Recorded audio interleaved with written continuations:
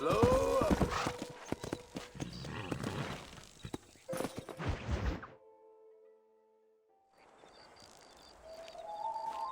Mr. Marston, I've been hearing about your plans.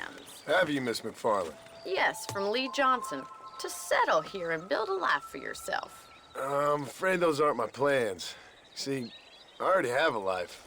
Well, I had one, and I'm trying to reclaim it. Or maybe what you could say is that I had two, and I'm trying to end one of them so the other can survive. You do so love to talk in riddles, Mr. Marston.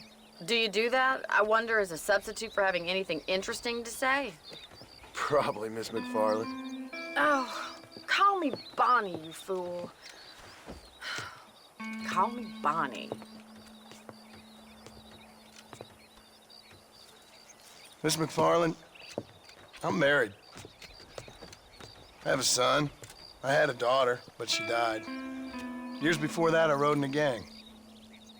We robbed banks, trains, held people ransom. We killed people we didn't like. Bill Williamson was in that gang. Now, if I don't capture my former brother in arms, great harm will befall my family. Now, I don't suppose any of this is very interesting to you, but I hope it explains why I wasn't so eager to talk about it. No, I do understand. I had no idea. You poor man.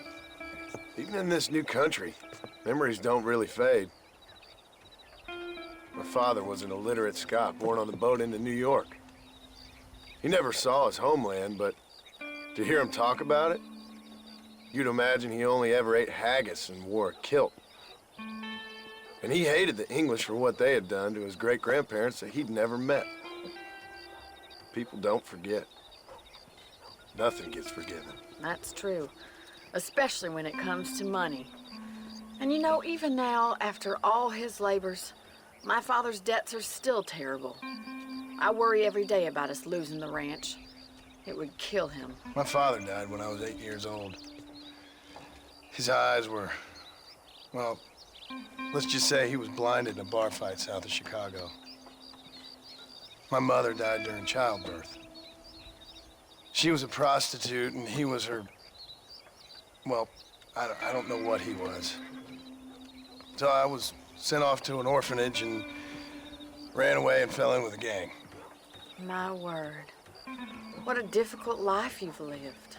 The leader of the gang taught me how to read, taught me how to see all that was good in the world. He was a great man in a way. But you killed people. Sure. And I've suffered for it. And that's the life I left, or tried to leave. Said too much, Bonnie. I'm an uneducated killer, sent here to do all I can do well.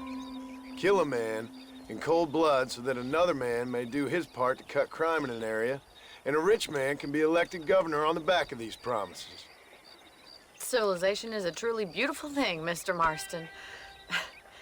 Listen, can you help me? Well, I can try. What do you need, money? No, nothing so complicated. I need an extra hand to take out the herd to pasture. Sure. Point me in the right direction.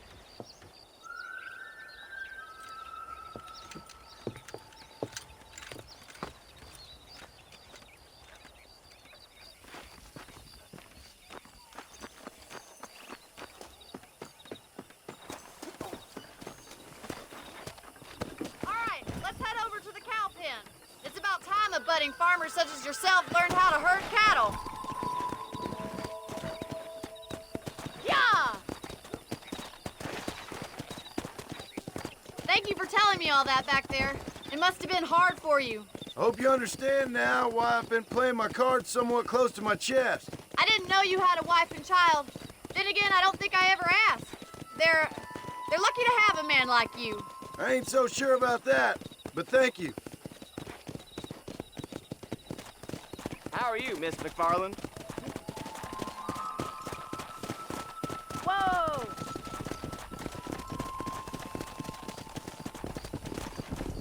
Nice job, Mr. Marston. Come on.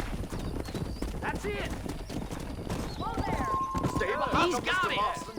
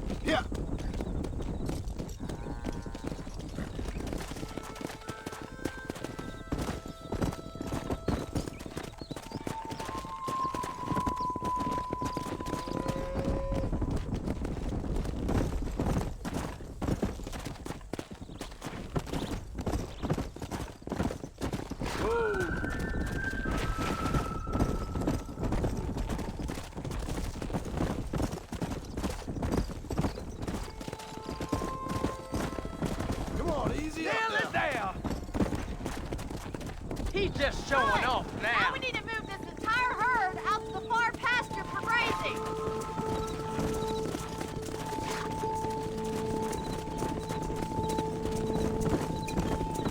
Keep sweeping behind them.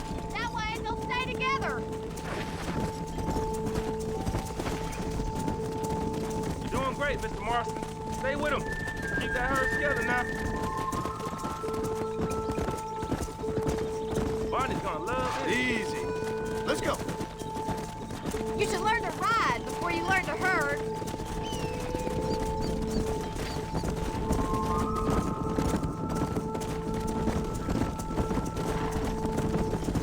Watch for the runner.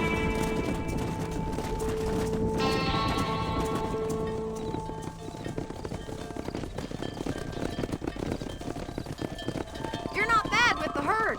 Ranching might be your true calling, Mr. Marston. Either that, or you were a cow in a past life. Thank you, Miss McFarland. I'll see you later. I have work to do back at the ranch.